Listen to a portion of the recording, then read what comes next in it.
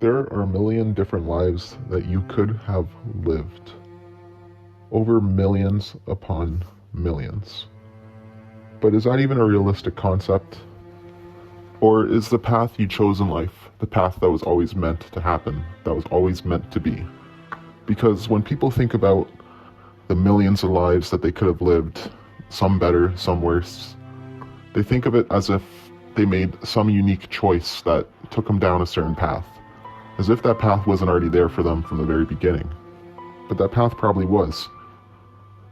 Because when we think about the things we could have done, we think about them from our current, present mindset. But back then, when you made that choice with the only mindset you had available to you at the time. Therefore, you were always going to make that choice. So while you could theorize there are a million different ways you could have lived, in reality, there's only one way you could have lived back then. And it's the way you chose to live. People that indulge in the idea of there's a million different ways we could have lived are really only indulging in regret. They only think that way to fuel regret in their modern day life. It's not a healthy way to see the world. The reality is the choices you made in the past are the choices you were always going to make, because that is how probability worked things out. That was, for all intents and purposes, your fate. You had the mindset back then that would have always made that choice. You can't imprint your current mindset on your past mindset and then get mad at your past self for not having the mindset you have now. The reason you have the mindset you have now is because you have hindsight. You're probably now more wise, more smart, more mature, and understand why it was the wrong choice. But you could have never came to those same conclusions when you were younger. So yeah, I guess technically there are a million different ways you could have lived your life already.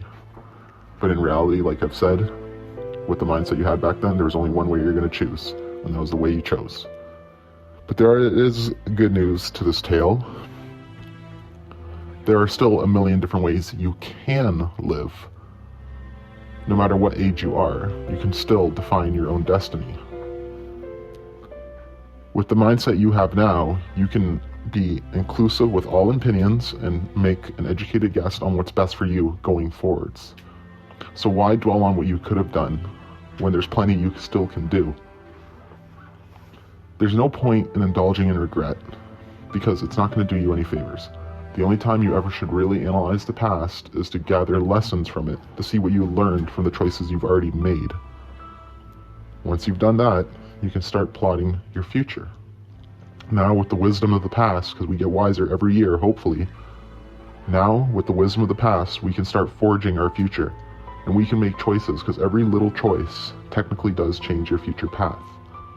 So let's hope your current mindset is a mindset of wisdom and careful caution, but also bravery. You want to make some risks. It's worth it. So, yes, in theory, there's a million different ways you could have lived, but maybe there wasn't. And it doesn't really matter, because that's the past and it's already happened. So the only thing we can do at this point is gather all the lessons and information we have from the past and use that knowledge to create a better future for ourselves. We can try to avoid the mistakes we made yesterday, and that's the beauty of it. Assuming you're still relatively young, you have still a majority of your life ahead of you. But even if you weren't, you still have your life ahead of you, because we never know when we die. So just focus on what can still be done. Focus on the best things you can do. Assess your options and just emphasize your good choices. And that's all I would say, is just focus on what you can still do. Don't worry about the past. Just be concerned about the million ways you can live the future and pick the best option to you. And it's okay if you make some mistakes, because that's what life is all about. As long as you're a very self-aware person, then you will figure out the mistakes you've made very fast, and you can course correct really quickly. The only issue is when you're not self-aware and you're too strong-headed or too tunnel vision, and you keep going down the wrong path and refuse to acknowledge it's the wrong one. So always journal, be very self-aware, and understand when you feel like something doesn't feel right, like maybe you are going down the wrong path, so that you can course correct as soon as possible. the biggest mistakes I've made in my past are not necessarily coming from the fact that I made the mistake in the first place, but that I kept true to the mistake for so long. I went down a pathway that wasn't right for me for so long and refused to acknowledge it wasn't right for me. I dated the wrong person for a year and a half, even though I knew it wasn't the right relationship 2 weeks in. That's a big mistake. Had I been more self-aware, had I been more humble, I would have understood very quickly this is not the right path, and I would have course corrected very quickly. So, I guess the lesson to take away from this video would be, there's nothing wrong with making a mistake, but there's everything wrong with continuing to make that mistake, ignoring the signs that it's not right for you.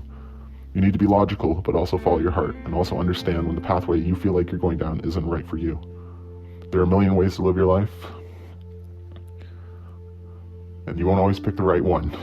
But with self-awareness and wisdom, you can course correct and always have a second chance.